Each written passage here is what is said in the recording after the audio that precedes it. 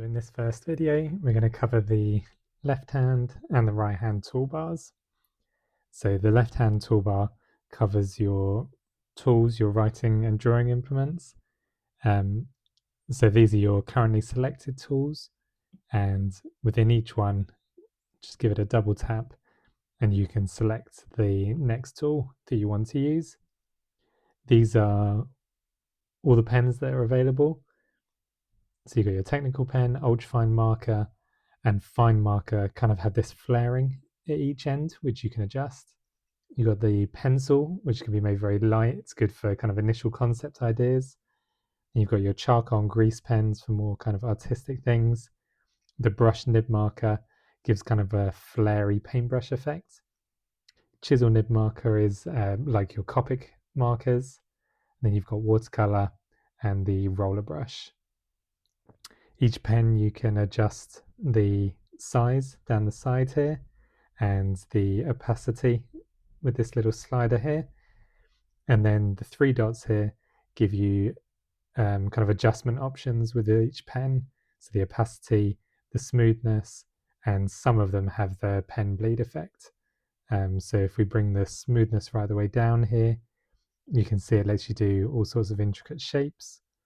If we bring it right the way up, it gives a more defined curve, which is good for us for paths and patio edges, things like that. Gestures wise, just while we're here, is 2 fingers to undo, 3 fingers to redo, and 4 fingers clears all your tools away. Here we have so you've got your selected color palette available here at the moment. If you go to the palette option at the top, in the colors here, you've got your slider, so you can adjust all your colors and select this way. You also have a color picker here and here. So if we select the color picker, select this color and we can adjust it. And then what's cool is in the palettes here is you can set up your own palettes. So you can hit add palette. For here we've got a tutorial one. And then whichever color you have selected at the moment.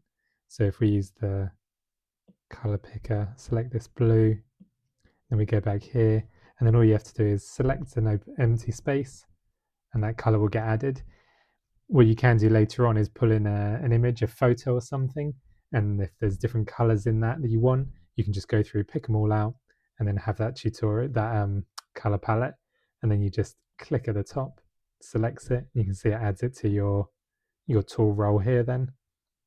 You've also got undo and redo buttons on the side, and in here you can have solid line, dotted lines, and different forms of dashes. It's good for architectural drawings, boundaries, things like that. And then on this side of the page is your layers. So you've got your add layer tool, add an image tool, add a scale dimension, and add text. This is your layer toolbar here. The top layer is the one that you are currently working on. What you can do though is to work on a layer that's lower down, you just double tap it, and whichever layer is yellow is the one you're working on. If none of them are yellow, you're working on this top layer. You can make the layer disappear with the eye tool here. And if you add a new layer, so you can see it comes over like a piece of tracing paper, and the settings I've got at the moment, the new layer will fill the screen. So if I zoom in slightly here, you can see that's the new layer. If I add another one, it goes on top there. So we'll remove that one for now. So just slide across to delete is a nice quick way of doing it. So then if we draw on this top layer, you can see it's at the front. If you want to move it back, you just hold and pull it down to reposition it where you want it. And then bring it back up again.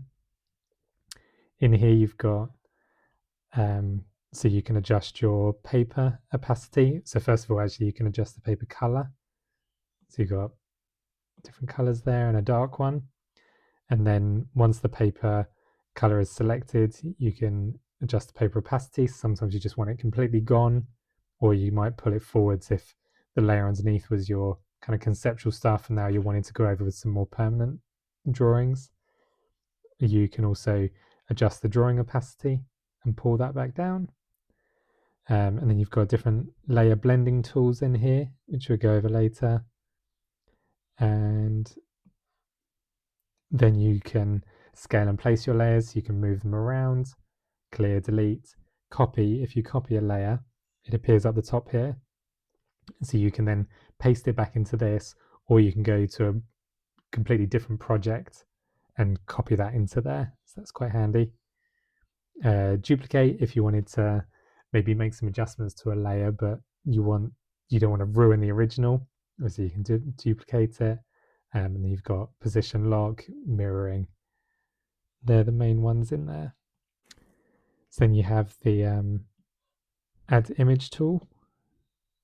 So you can take it to your photo library, pull in an image here, and you can scale that and all your normal kind of adjustment tools here for now. And you can set it in place. And then up here in your settings, if you make sure on preferences you've got edit image on, then you can come in with the eraser and things like that, and you can edit the images now. It's quite a new feature to Morpholio. And so you can do the same thing with the image as you can with the other layers. So change the image opacity. If you've got drawings over the top of the image, you can adjust that, and then all the same sort of layers there. So the dimensions we'll do later on when we cover some of the top toolbars, but you can also add text in the same way. So just the text layer comes in, and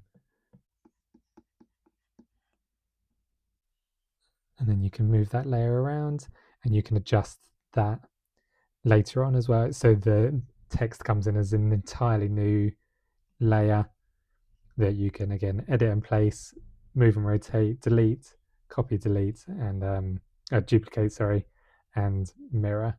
And you can change the layer names. Or this is the same with all layers. Just tap in there, and you can change that layer name, and that just helps you organize everything.